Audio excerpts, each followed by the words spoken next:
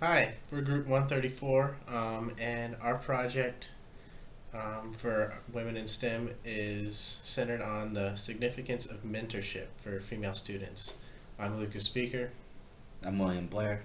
I'm Catherine Wagner. So to start off, we did some research. This graph we found from U.S. Department of Commerce. You can see on the left that women make up almost half of our workforce in the U.S. However, when it comes to STEM jobs, they make up less than a quarter. Uh, we found this troubling statistic, and it's something that we wanted to focus on and kind of explore. So, since having such limited diversity in STEM careers can have a negative impact on the scientific field, we wanted to focus on how to combat that negative statistic. So, we decided that we wanted to do a small scale survey focusing on female faculty members in our STEM departments. And we wanted to use some of the anecdotal information that we gathered along with the materials that we had researched and put it together in a brochure. And once we had a brochure that kind of discussed these negative statistics along with the benefits that are available to women in STEM, we wanted to pass this out to focusing on female students, but focusing really on anyone in STEM fields. And we hope that this brochure would kind of encourage people to look into either seeking their own mentor or seeking out an opportunity to volunteer as a mentor. So, our implementation plan was to, first of all, form research on female representation in STEM fields and mentorship programs. Second, we would approach and interview female faculty about their experience as women in STEM fields and mentorship. We would create a brochure detailing the need for more professional women in STEM fields and mentorship available for women in STEM fields based upon interviews and research. And then we'd distribute these brochures to students, mostly to young women, but to anyone who would take one, really. Okay, so this is the first of our final brochure. We have an introduction to the problem, talking about our previous statistic about women in the workforce in STEM, but also we found that in 2010, of the incoming freshmen in the STEM field, only 33% were women. This number isn't going to, with the amount of people that drop out of STEM fields, both male and female, this isn't going to do much to increase that 24%. We believe that a big reason that women aren't participating in STEM fields is that there's no real female mentorship for them as role models, and so we decided to women need to be educated on the options that are available to them um, in terms of finding a mentor or even becoming a mentor for others.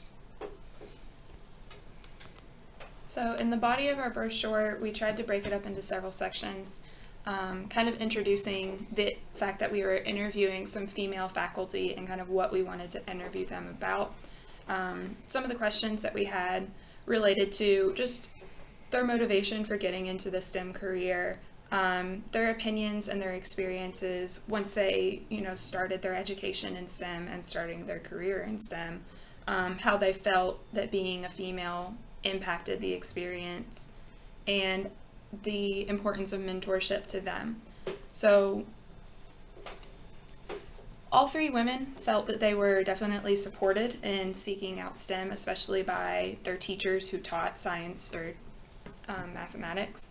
And one advisor mentioned that while she was encouraged to pursue a STEM career, she was really unfamiliar with what her options were once she got into that career.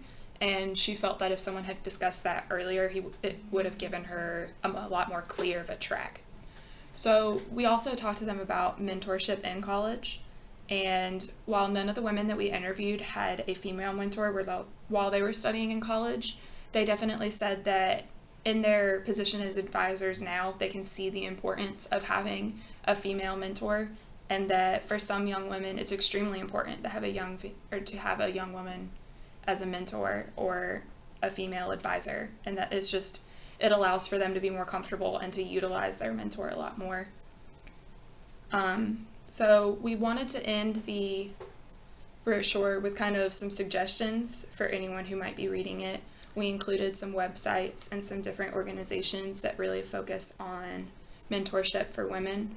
Some of these were Million Women Mentors, the Women in Engineering, and like WISE and SWE, which are both groups here at NC State.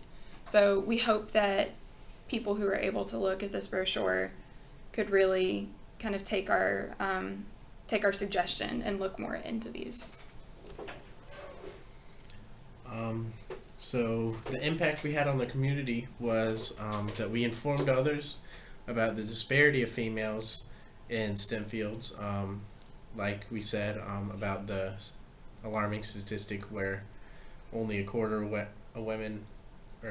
the people in STEM are women. We motivated young women to seek mentorship if necessary, and informed them about how to find mentorship programs. And hopefully we inspired some female students to volunteer as mentors for future young women interested in STEM. So some conclusions that we came up with, that it's important to encourage young women to pursue STEM careers. It'll have a positive effect on them and on the scientific community as a whole, with more diversity. Mentors, I mean, they can really help. They provide reliable support, both professional and emotional, for all students, but in this case especially female students.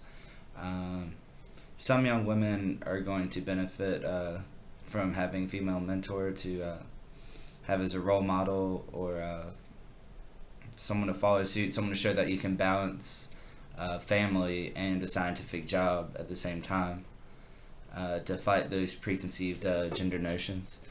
And then also that some females in the STEM fields, professionals and students, need to step up and volunteer their time and help women that maybe aren't so sure about having a job or studying in the STEM fields, and be mentors to them, help them develop. So some recommendations, we kind of broke this down into ways that we could improve this particular project, and also ways that people could kind of build upon the foundation that we set in this project. We really didn't run into any issues. A lot of the people that we spoke to were very receptive with the subject matter that we were dealing with. Really the only issues we came into were just kind of the dynamics of working in a group. But we felt that in order to improve this particular project, we could have done more to encourage discussion with students instead of just kind of handing them a pamphlet and letting them walk away. Maybe setting up a table in the brickyard or something like that to really get more one-on-one conversation with students. But we did like the idea of a brochure as kind of a way that they could read at their own leisure and that they didn't feel like they were being harassed by somebody. We also considered maybe having students sign a pledge to volunteer their time as a mentor. I don't know how effective this would be, but it is kind of something that could be considered within the scope of this project. For future groups who want to do something similar, they could probably look into doing a more diverse interview group, maybe talking to more faculty across more departments. It would have given just a larger group of information to go off of. Future groups could also consider maybe making their own mentor program. That would probably be a great deal of work, but it would also be very rewarding, and it would be a great way to ensure that young women who are considering STEM would be able to find the resources that they need. And we also want to special thanks to Dr. Murphy for this project and this class. I know personally it's made me kind of see things differently. Also for the advising departments for mechanical, electrical, and chemical engineering for interviewing and giving us tips to help us make this project happen. Well, thank you very much for listening.